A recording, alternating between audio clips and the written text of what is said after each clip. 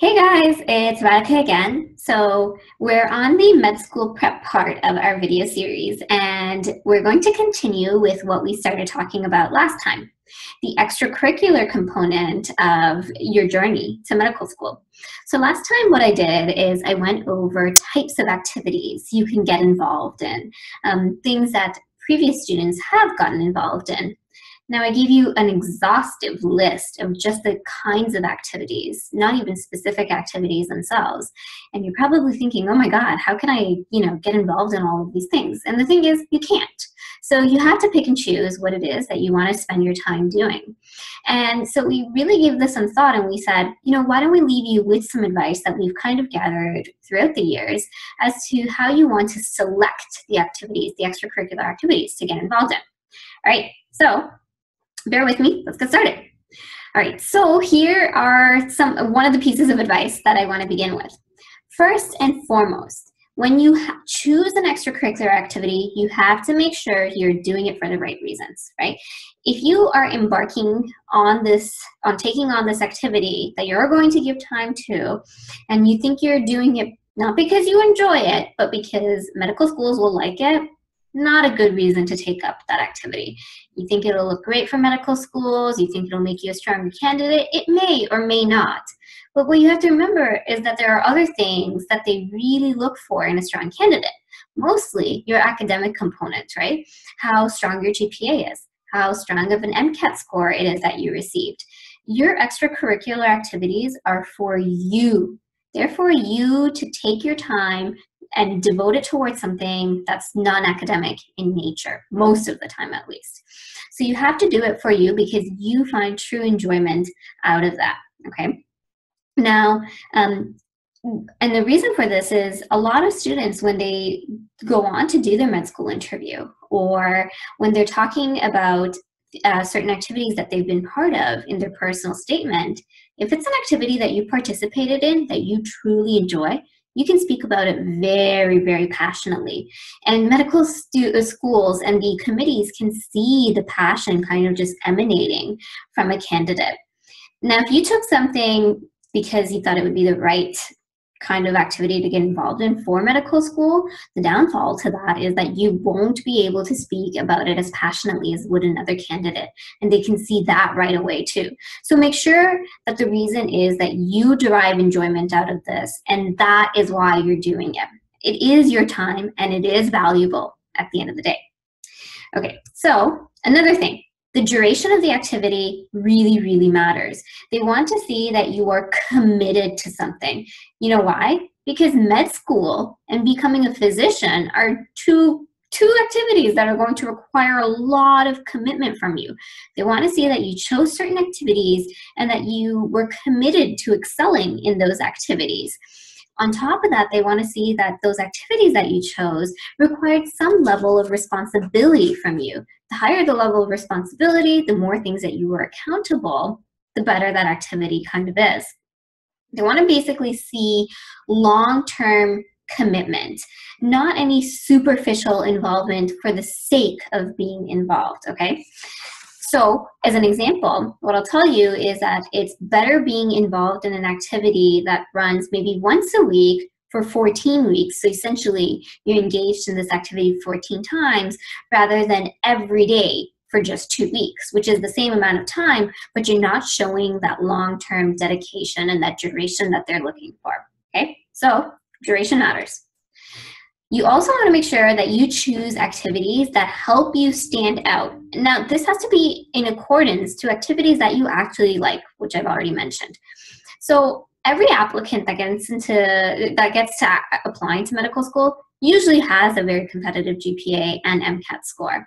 And admissions committees don't talk about the applicants with the 4.0 GPA or the 95th percentile MCAT score in most senses. But they do remember the candidate who started a project that was completely out of the sciences to kind of help with the community. They do remember somebody who, kind of spent an insane number of their hours helping at a soup kitchen. And these are the things, like I mentioned, that add dimension and depth to your application. Yes, you have a skeleton that's built by achieving the prerequisites, having a high GPA, having a competitive MCAT score. Now, to fill that skeleton in, with meat and with character, they're looking for your extracurricular activities. So you want to make sure you're engaging in activities that are A, enjoyable to you, but B, also make you stand out as a good, strong applicant and candidate. All right, next thing. They also like activities which allow you to seek leadership roles. And the reason being is because physicians are perceived as local leaders in their communities. They're kind of up to date on world knowledge or world occurrences. They know everything that's going on in the scientific community, especially the specialty that they practice in. And they're kind of known to be a good voice in advocating for better health care and better day-to-day living. So they are perceived as leaders. Now, if you can engage yourself in extracurricular activities where that leadership becomes very, very prominent, what they can do is almost make an attribution. And they can say that this person has demonstrated these leadership skills and they've had time to kind of focus and hone in on them. And as a result, I think they would be a good candidate for medical school because they've already been exposed to what it means to be a community leader. Okay. Also, you want to choose activities that address your own weakness. And this is great because it shows that you are willing to do what it takes to overcome or at least work on those weaknesses. And I'll give you an example here. If you're a very shy individual who absolutely detests speaking to a crowd of people, then take a public speaking course. Get involved in activities that allow you to kind of interact with different kinds of people or to speak in front of a crowd, because what it shows at the medical schools is that not only are you cognizant of certain weaknesses that you may possess, that you do have this desire to overcome them. And because this field is about consistent learning, it's a great way to showcase that you're on board and you are willing to not only address those weaknesses, but to learn from them. Okay, so mixed medical and non-medical activities. And this is extremely important. I've said this a few times already, but do not be a pre-med drone. Don't get involved in activities that you think the medical schools will like and will, kind of spotlight you as a strong candidate. You want to get involved in things perhaps in the humanities, because in the humanities, what you're exposed to is a ton of interaction. And that's great as a future physician.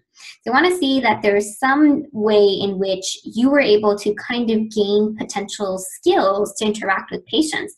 And that may be through a retail job where you were dealing with customers through all walks of life.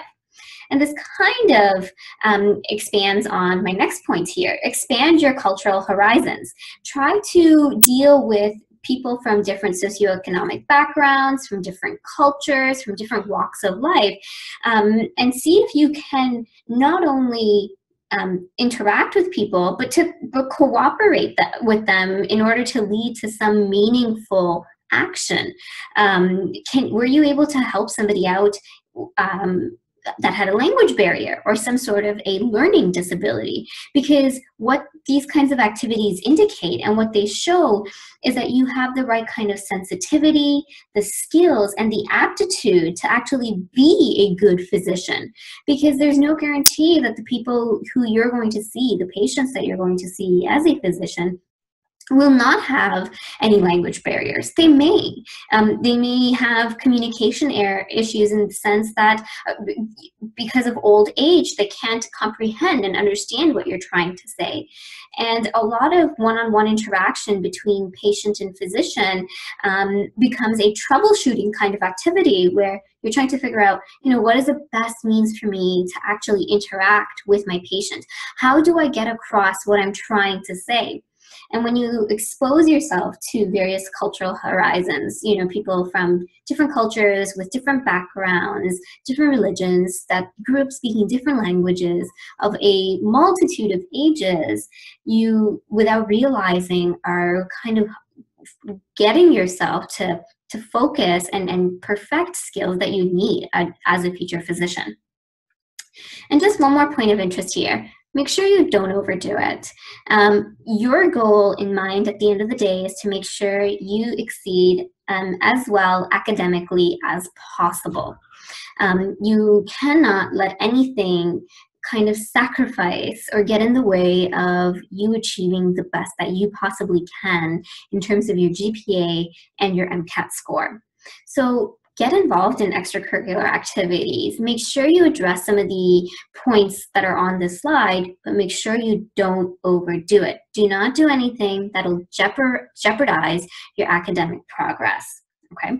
That means that some of the activities that we talked about in the last video, clinical experience, volunteering, work, scholarships and awards, you may not be able to partake in all of these things. It's actually impossible to partake in all of these things, and by no means should you, but you should be able to really engage and do activities that you enjoy and that you're able to learn certain skills out of. Okay, so the takeaway messages from this video mostly are, I guess I'll split them up into three. First and foremost, make sure you get yourself involved in extracurricular activities. They're fun.